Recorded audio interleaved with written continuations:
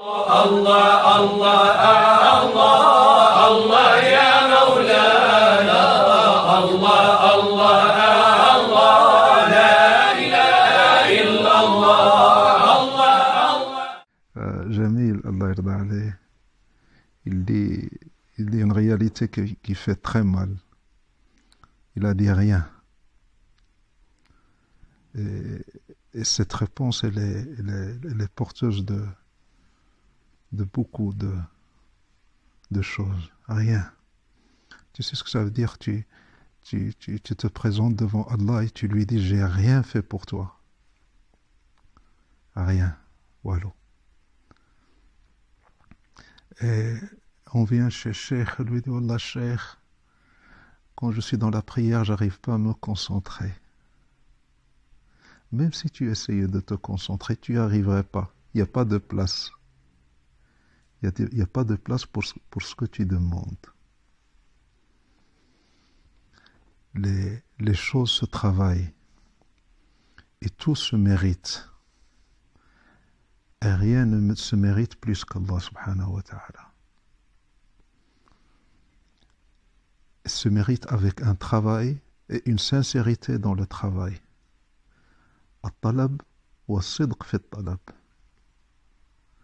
تطلب وتكون صادق في الطلب.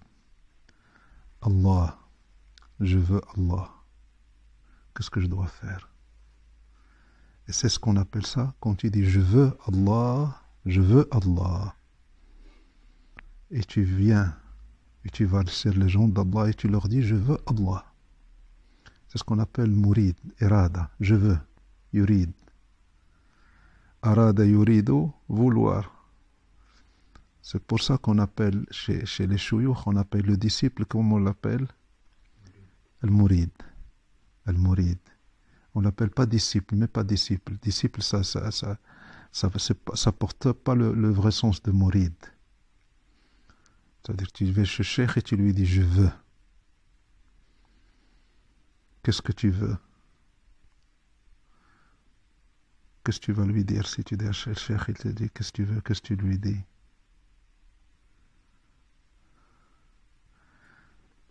Tu viens chez Cheikh en tant que Mourid,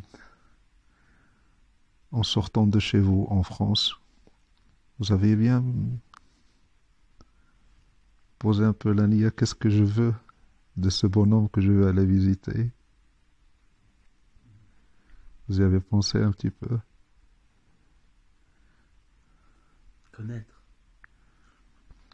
Connaître. Tu as réfléchi à la chose avant de venir? Tu as réfléchi? Oui. Tu viens poser la question que je vais aller chez ce monsieur. Qu'est-ce que je veux de lui? Connaître. Connaître quoi?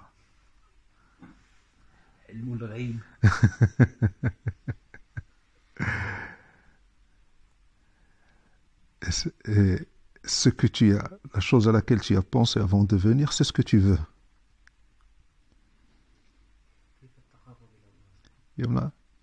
Chacun est sa niya. Vous êtes combien de personnes là? 7, ou 8 ou 9, je ne sais pas. Il y a 9 niya, 9 demandes. Chacun a une demande. Et la demande n'est pas ce qu'on dit. Tu peux dire je viens pour Allah, je veux Allah. Tu peux le dire avec la bouche. Tu peux voir comme Mohamed Nour, il peut dire je veux Allah. Sami peut me dire je veux Allah. Adil peut me dire je veux Allah. Même s'ils disent la même chose, c'est pas porteur de la même intention à l'intérieur. Qu'est-ce qu'il veut d'Allah?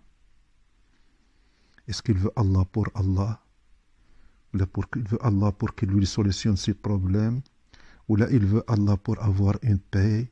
Ou là il veut Allah parce qu'il a des soucis? Chacun veut Allah pour quelque chose.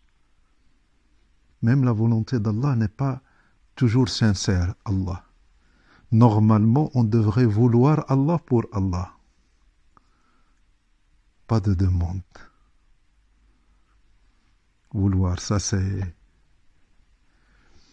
Et c'est ces niya, ce que tu as demandé chez toi, tu vas l'avoir. Ta ferme intention, et ce que tu as voulu, tu vas l'avoir. Il y en a peut-être qui viennent pour voir. Je vais voir à quoi ça ressemble. Je vais tester. Je vais voir si c'est... C'est normal, mais ça fait perdre du temps. Ça fait perdre du temps. Ça veut dire que tu viens chez toi pour tester. Et la prochaine fois, avec une niya meilleure, combien il te faudra de voyage pour venir pour Allah?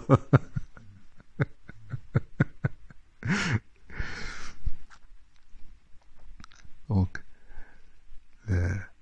talab Allah, quand tu veux Allah, tu veux le cher, tu dois payer cher. Sidna Cheikh Mohammed Amin, un de nos ancêtres chouyours, Sidna Cheikh Mohammed Amin, il y avait un homme qui est venu chez lui. Il lui a dit: Cheikh, je veux que tu me prennes vers Allah, tu m'orientes vers Allah, que tu m'aides. Il n'était pas sincère. Il lui a dit: tu sais ce que tu dis? Il lui dit: oui, je sais ce que je dis, je veux Allah. Tu es conscient de ce que tu dis? Tu veux Allah? Oui, je veux Allah. Il lui a dit: tu vas chez toi et tu me ramènes tout ton argent. Il dit: combien d'argent tu as à la maison? Il dit: Cheikh, j'ai 100 pièces d'or. Il dit: menteur. Il dit: avant de venir chez moi, tu as compté ton argent. Ils étaient 500 pièces. Alors si tu commences par un mensonge, c'était un test. Tu commences par un mensonge, on ne va pas aller loin. On avait un cheikh ici au Maroc, que quand quelqu'un vient pour apprendre dhikr chez lui, il se fait payer. Il dit: tu veux dhikr? Il dit: ouais. Il dit: tu me ramènes tant d'argent. Et on lui demandait: cheikh, pourquoi tu fais ça? Tu te fais payer. Il dit: je le jure par Allah, et je le jure devant Allah, s'ils ne me donnent pas ce qu'ils ont de plus cher chez eux, je ne leur donne pas ce que j'ai de plus cher chez moi.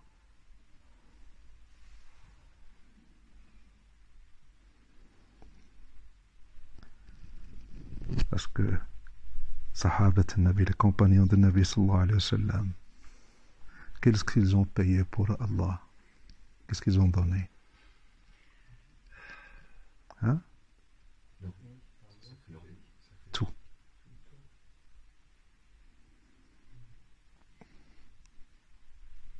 Leur vie, à leur regard, la vie était le cadeau le moins, disons, à offrir à Allah. Mali siwa ruhi, je n'ai que ma vie. Mali siwa ruhi, wa badilu ruhihi li ajli man yahwahu, laysa bi musrifi. فلئن رضيت بها فقد أسعفتني يا خيبة المسعى إن لم تسعفي. Je n'ai que ma vie à t'offrir.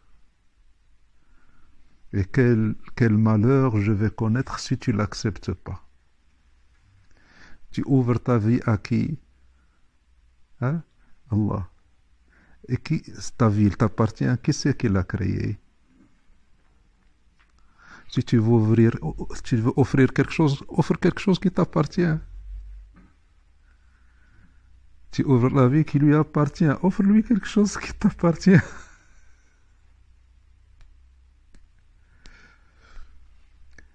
Oh.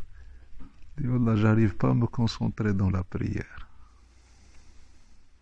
Qu'est-ce que tu as payé? Qu'est-ce que tu as fait? Quel effort? Rien. Tu n'auras rien. La cheikh, je m'assois, je fais le dhikr pendant une demi-heure, j'arrive pas. هذا الذكر ذكر الله. Nous vivons des temps très difficiles. On veut tout gratuitement.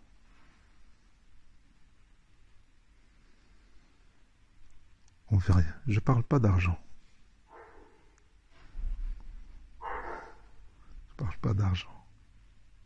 Mais on veut tout gratuitement. Et surtout ce qui est de religieux. Surtout celui qui t'apprend Allah, il doit le faire pour Allah. Mais je sacrifie rien.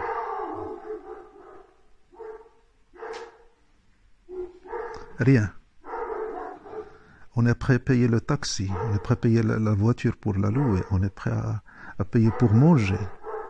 On est prêt à sacrifier notre temps pour la famille, pour les enfants. Quand il s'agit d'Allah, Ghafour Rahim. C'est pas grave, Allah il va nous pardonner. Qu'est-ce qu'il va te pardonner?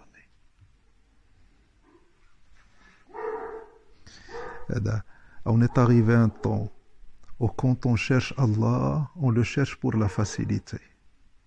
Pour faciliter notre vie, pour nous ramener une paix, un bonheur. Nirvana. C'est pour ça qu'on cherche Allah. Les compagnons du prophète sallallahu alayhi wa sallam, quelle est la première chose qu'ils ont connue avec le prophète quand ils ont connu l'islam? La souffrance. Qu'est-ce qu'ils ont eu quand ils ont cru en Sayyidina Muhammad? Qu'est-ce qu'ils ont eu? Les problèmes. Et la souffrance. Et cette souffrance, pour eux, puisqu'ils avaient la sincérité, cette souffrance était la chose la plus délicieuse de leur vie. Ils savouraient la souffrance. Sayyidina Bilal, avec tout ce qu'il subissait, qu'est-ce qu'il disait tout le temps? Ahadun, ahad.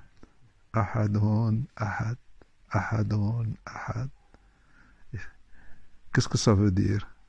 Ça veut dire qu'il n'est pas là. Il est où? Il est avec Allah. Il n'a pas dit aïe, il n'a pas dit arrêtez. Ahadun, ahad.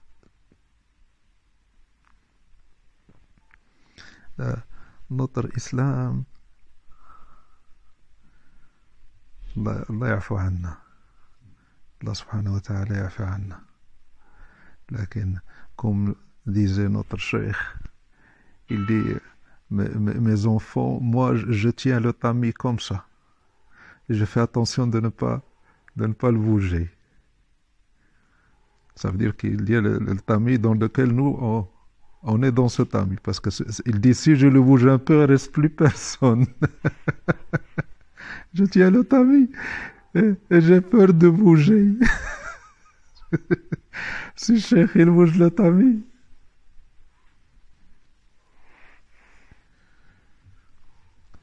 La ilaha illallah.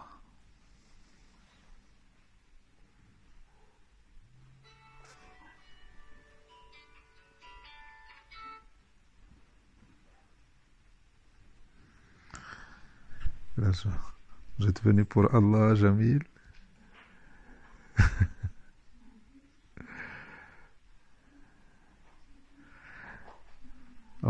Au Maroc, il y a une expression. On dit qu'il y a ce qu'on appelle Souq Salihin, le marché des saints. Il y a tout à Souq Salihin. Il y a celui qui vient pour l'argent, il a l'argent. Celui qui vient pour l'akhira, il y a l'akhira. Celui qui vient pour Allah, il aura Allah. Même celui qui vient pour son malheur, il le trouve chez Salihin.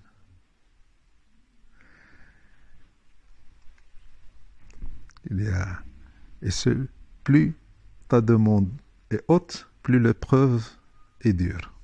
Le prix à payer. Vous êtes prêts à payer? طيب ليش الواحد إذا عم يدور يعني على شيء يعني على الحقيقة لازم يبلش يتوجع؟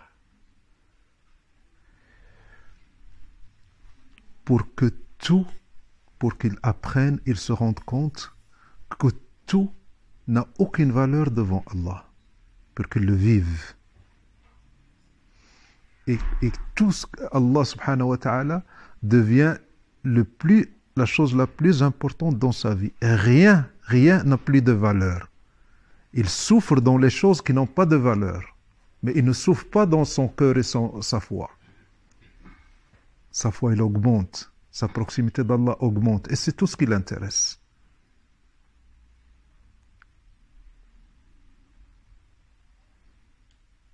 C'est des épreuves. C'est des épreuves pour que tu montres ou pour que tu apprennes que rien n'a de valeur. Même ta vie, même ton argent, même ta santé. Rien n'a de valeur. Sauf Allah.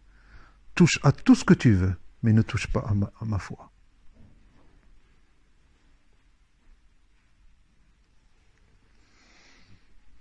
Donc, ce que tu cherches, tu vas l'avoir. Tu connais Moulay Bouchaïb? Moulay Bouchaïb al-Raddad. Il est un wali qui est enterré à 15 km. Non, pas ici, à Jdida, à côté de chez moi. Je crois que je suis à Jdida. C'est le disciple de Moulay Abdullah, Amghar. C'était un wali il disait toujours, celui qui veut dunya, il vient chez moi. Et celui qui veut l'akhira, il vient chez moi. J'ai la dunya et j'ai la akhira. J'ai tout. Un jour, il y avait un homme qui est venu chez lui. Il lui a dit, Cheikh, moi je suis pauvre, je veux dunya. Il dit, toi tu dis, celui qui veut dunya, il vient chez moi. Moi je veux dunya. Il a dit, tu es sûr, tu veux te donner? Il lui a dit, oui, Cheikh, je veux te donner. Il a dit, assieds-toi. Il a dit, je suis pauvre, j'ai rien. Il a dit, assieds-toi. D'accord, tu veux te donner, tu vas avoir donné. 15 minutes plus tard, il y a un mendiant qui vient. Lillah, lillah, lillah, j'ai rien. Alors, Cheikh, il se retourne vers le monsieur et lui dit, tu as de l'argent chez toi? Il a dit, j'ai 5 dirhams. Il dit, tu vas aller à la maison, tu vas les donner à ce pauvre.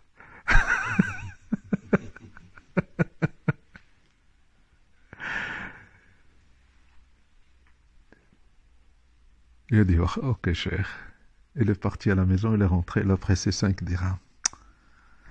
Moi, je suis allé chez Cheikh pour donner. J'avais 5 dirhams. Je vais avoir maintenant 0. Qu'est-ce qu'il veut, Cheikh? Il exagère un peu, Cheikh. Ah, tiens, je vais donner 3. Et je garde 2. Je vais rien garder. Qu'est-ce que c'est? Cheikh, c'est pas normal. Alors, il a gardé 2 dirhams, il a donné 3 euros. Il est revenu chez Cheikh. 1 heure ou 2 heures plus tard, il y avait un vieux monsieur qui est rentré. Il a dit à Cheikh, Cheikh, moi, j'ai un certain âge. C'est un commerçant qui faisait du commerce entre Jdida, entre Azmour, on appelle la région Azmour, et l'Andalousie. Il prenait de la marchandise marocaine, il allait en Andalousie, il la vendait, il rachetait, il ramenait. C'était son commerce. Il a dit, Cheikh, moi j'ai un certain âge, j'arrive plus à faire ces trajets. Si tu connais quelqu'un de bien, moi je veux bien travailler avec lui, je lui donne l'argent, il va, il fait le trajet à ma place, et puis on se partage les. Cheikh m'a dit, oui, c'est ce monsieur. Il a dit, tu veux travailler? Il lui dit, vas-y, travaille avec ce monsieur.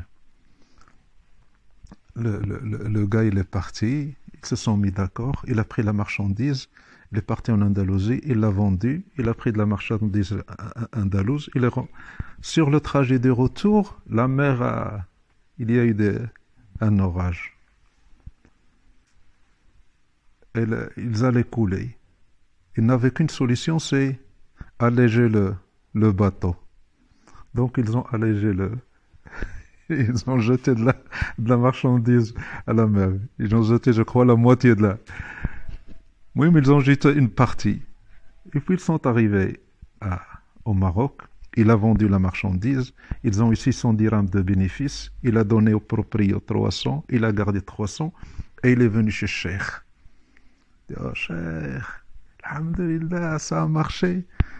Il dit, j'ai fait le voyage, j'ai acheté, j'ai vendu, maintenant j'ai 300 dirhams de bénéfice. Cheikh lui a dit, non, c'est pas normal. Tu devais gagner plus. Il dit, comment ça, Cheikh? Lui dit, non. 300, c'est peu. Viens, tu as donné les 5 dirhams aux pauvres? Il dit, non, j'ai donné 3. Il dit, voilà. Voilà la défaillance. Qu'est-ce qu'on apprend de l'histoire? Que ce pauvre homme, il est venu chez Cheikh pour demander un attribut de Cheikh, mais il devait payer le prix. Et le prix, c'était quoi? Tout son argent. Qui n'est que 5 dirhams, mais c'est tout son argent. Il devait le payer. Pour avoir dunya, qu'est-ce qu'il devait faire? Donner tout son argent.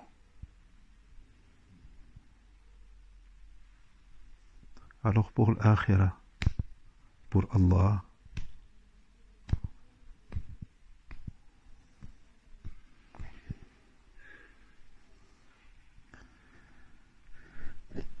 alhamdulillah, vous avez fait le voyage. Allah subhanahu wa ta'ala يبارك لكم يبارك تعبكم. Moi, j'ai pas fait d'effort, je suis assis chez moi. Allah yaghfirna bi barakatikum. Allah yaghfirna bi barakatikum.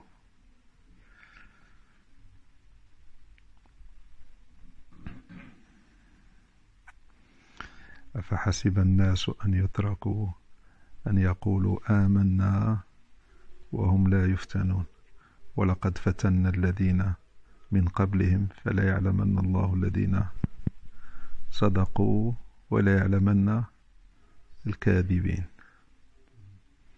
Les hommes croient qu'ils peuvent prétendre avoir la foi sans subir d'épreuves.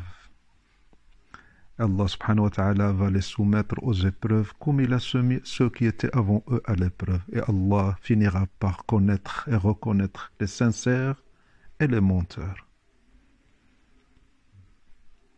On n'a rien sans rien.